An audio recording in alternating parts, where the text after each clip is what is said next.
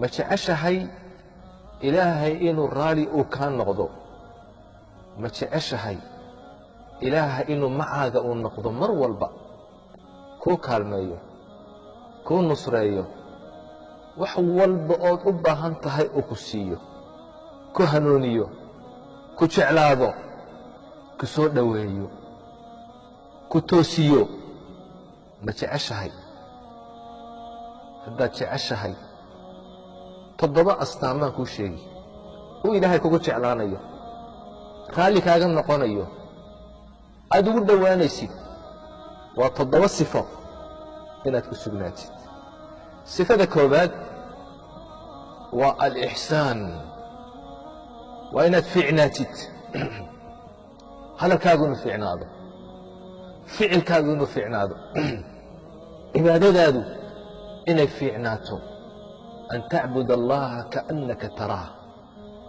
inaad ilaahay u caabuddo sidii qof arkayo oo kale inay akhlaaqdaadu fiicnaato sidaasuu ilaahay kuu jeclaanayaa ilaahay waxau ihi waaxsinuu ina allaha yuxibu almuxsiniin wanaagsanaada buu ilaahay yidhi darajada alixsaan gaadha ilaahay yuxibu wuxuu jecel yahay almuxsiniin kuwa wanaagsan ayuu ilaahay jecel yahay ilaahay waxa uu yidhi liladiina axsanuu alxusnaa waziyaada kuwii wanaagsanaaday waxaa u sugnaaday alxusnaa janna u sugnaatay iyo waziyaada iyo ziyaada u sugnaatay janno iyo ziyaada ziyaadadaasi waa annadaru ilaa wajhi illaah waa wejiga ilaahay inay arkaan ilaahaad caabudi jirta inaad aragtid maxaa ka weyn maxaa ka fiican allahu akbar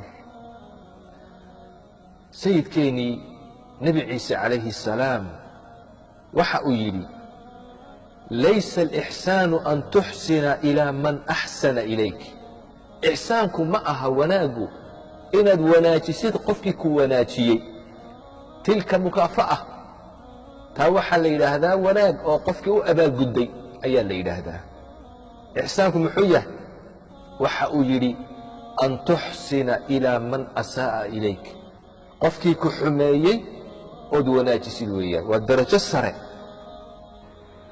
maxay ku gaadheen inuu ilaahay raali u ka noqdo inuu ilaahay jeclaado inay jannada galaan inay ilaahay arkaan maxay ku jeclaadeen kuwaas ilaahay waxau idhi innahum kaanuu qabla dalika muxsiniin waxay ahaayeen adduunka markay joogeen qaar wanaagsan bay ahaayeen akhlaaqdoodii iyo qowlkoogu uu wanaagsan yahay idan sifada ugu horeeya astaanta ugu horaysa waa inaad noqotid qof fiican calaamadda labaad astaanta labaad uu ilaahay kugu jeclaanayo raalli kaaga noqonayo waxa weeye attawba inaad ilaahay u toobad keentid mar walba ilaahay aad u noqotid ilaahay waxa uu yidhi ina allaha yuxibu altawaabiin ilaahay wuxuu jecel yahay kuwa mar walba toobad keena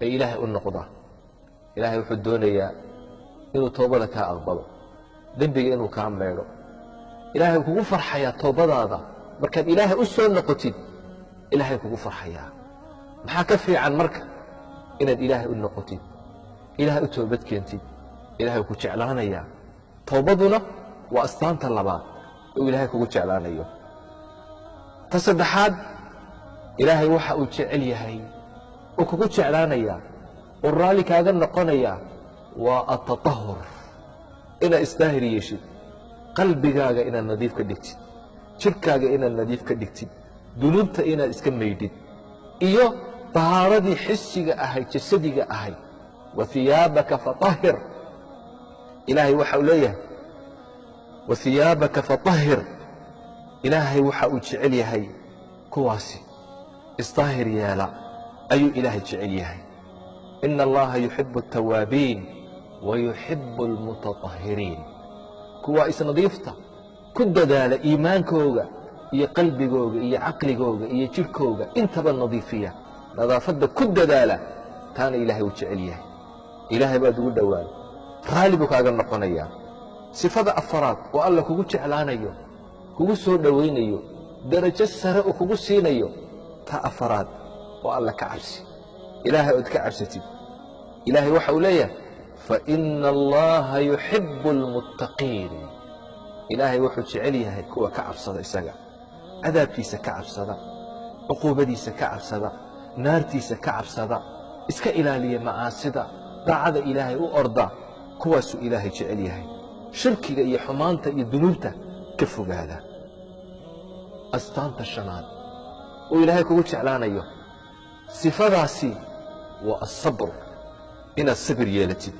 ilaahay waxau leeyahay wallaahu yuxibu asaabiriin. ilaahay wuxuu jecel yahay kuwa sabra, daacaadkiisa khayrka ku sabra, maxaarimta ilaahay uu kaa xarimay ka sabra, ka joogsada, qadarka iyo masaa'ibka dhacaya ee qoran ku sabra. kuwaasuu ilaahay jecel yahay.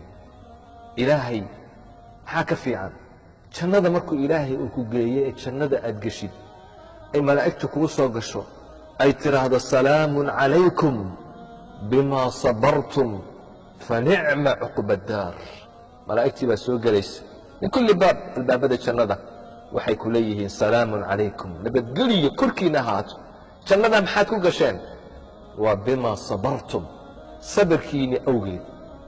daacadii ilaahay baad ku sabirteen, maxaarimtii baad ka sabirteen, qadarkii ilaahay ayaad ku sabirteen. ta lixaad waa altawakul cala allah. ilaahay ood tala saaratid, asbaabta ood la timaadid, aad ilaahay arrintaada u dhiibatid. ilaahay wuu kugu jeclaan. ina allaha yuxibu almutawakiliin.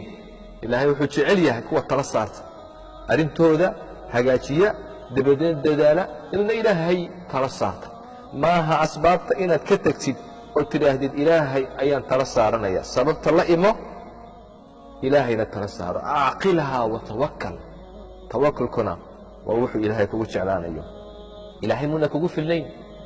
ilaahay waxau hi alaysa allaahu bikaafin cabda. ilaahay addoonkiisa muna ku filnayn. qofka ilaahay tala saarta ilaahay kugu filan yahay. ta toddobaad waa cadaalad. waa inaad la timaadid cadaalad. cadaaladda ilaahay uu jecel yahay. awlaaddaada dhexdooda, dadka dhexdooda, naftaada, xataa qofkale iyo adiga haddii aad isqabataan, cadaalad yeela. mar walba inaad cadaaladda aad ku dadaashid. ilaahay waxau le ina allaha yuxibu almuqsitiin. ilaahay wuxuu jecel yahay kuwa cadaaladda la yimaada. cadaaladdan ku dadaalo. toddobadaa sifo ilahay wuu kugu jeclaanayaa, raalli buu kaaga noqonayaa, waa u dhowaanaysaa. jannooyinka ilaahay ayaad ku gaadhaysaa. ilaahay haynagu arsaaqo sifaadkaa wanaagsan. wasalaamu calaykum waraxmat